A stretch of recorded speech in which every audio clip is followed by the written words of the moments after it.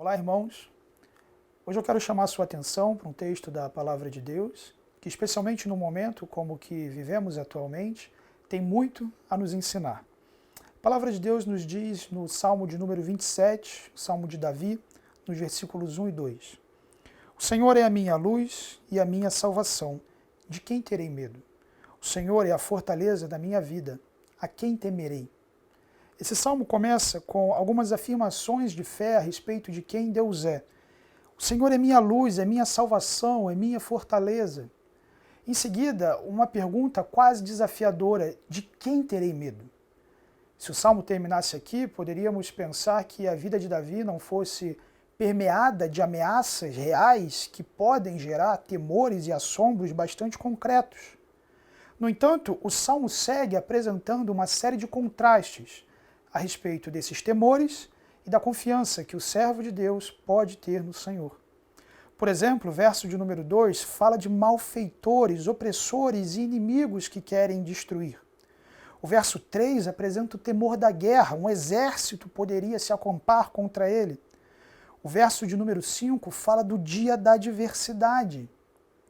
O verso 6 apresenta novamente a ideia dos inimigos que cercam o rei. O verso 10, de uma forma, creio, hiperbólica, apresenta até a ideia do abandono do pai, por parte da mãe.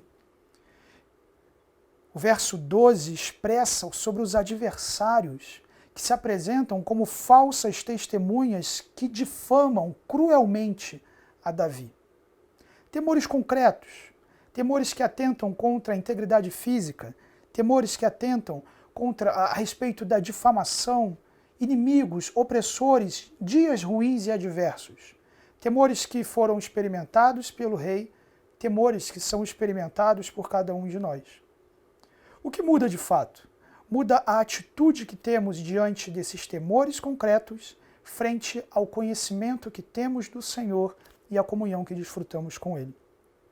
Por exemplo, no verso de número 4, Davi expressa: uma coisa peço ao Senhor e a buscarei, que eu possa morar na casa do Senhor todos os dias da minha vida, para contemplar a beleza do Senhor e meditar no seu templo. Ao dizer isso, Davi não está aqui expressando o desejo de alguma forma compor o sacerdócio levítico, mas sim de estar no local em que Deus se faz manifesto, onde a presença do Senhor habita, onde Deus fala. O desejo de desfrutar do Senhor, de conhecer ao Senhor, de provar da sua bondade. Isso se eleva de tal forma que, a partir dessa compreensão, o verso 5 diz: no dia da adversidade, ele seria oculto no pavilhão. A Bíblia diz: no recôndito do seu tabernáculo me acolherá, elevar-se-me-á como uma rocha. No verso 8, num dos salmos que entendo mais belos, a Bíblia diz: ao meu coração me ocorre, buscai a minha presença. Buscarei, pois, Senhor, a tua presença. O coração do rei, diante dos temores, diante das ameaças, clama como que um convite: busca ao Senhor. O coração desse rei reage não com temor e fuga, mas respondendo adequadamente ao clamor por comunhão. A sua face, Senhor, eu buscarei. Eu te buscarei, Senhor. A sua presença eu buscarei. Já na conclusão desse salmo, olhando para tantas ameaças, tantos temores, se você olhar a vida de Davi, não faltam momentos adversos. Traição, morte, falecimento do filho pequeno. Coisas bastante concretas, coisas que de fato assombram. No versículo 11, Davi clama: ensina-me, Senhor, o teu caminho. Me guia por uma vereda plana, por causa dos que me espreitam. O clamor de Davi é para que, frente a esses medos, frente a essas ameaças, o Senhor seja quem o guia. Seja quem o guie. O Senhor seja, de fato, a sua orientação. Como ele expressa no versículo 9, não escondas de mim, Senhor, a sua face, não me rejeites com ira. Mesmo compreendendo, mesmo ansiando comunhão com o Senhor, Davi reconhece: parte do Senhor o livramento, parte do Senhor a direção.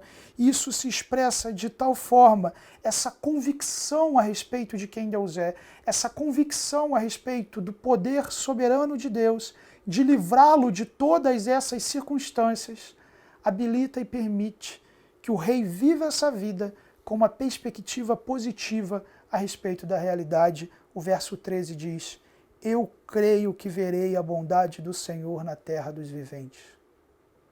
Eu creio que verei a bondade do Senhor, não como um positivismo barato daquele que espera que as coisas deem certo simplesmente porque quer que elas deem certo, que fica repetindo coisas ou pensando positivo. Não, isso é errado. Mas sim por conhecer ao Senhor, por entender que soberanamente Ele pode intervir e mudar a realidade que quiser. Davi vive a sua vida com esperança, esperança de que verá a bondade do Senhor na terra dos viventes. O salmo é concluído, então, como um convite aos seus ouvintes. Espera pelo Senhor, tem bom ânimo, fortifique-se o seu coração, espera, pois, pelo Senhor. É dele que procede o livramento, é dele que procede a intervenção, é ele, de fato, quem pode mudar absolutamente todas as coisas. E sabe o que mais? Ainda que não mude nada, é ele quem muda o nosso coração, a nossa mente e a nossa atitude para que a gente consiga atravessar os maiores temores e ameaças com um coração fortalecido, expressando a bondade do Senhor, glorificando a Deus, testemunhando da vida nova que recebemos em Cristo. Espera pelo Senhor, que o seu coração seja fortalecido e que você prove da sua bondade na terra dos viventes.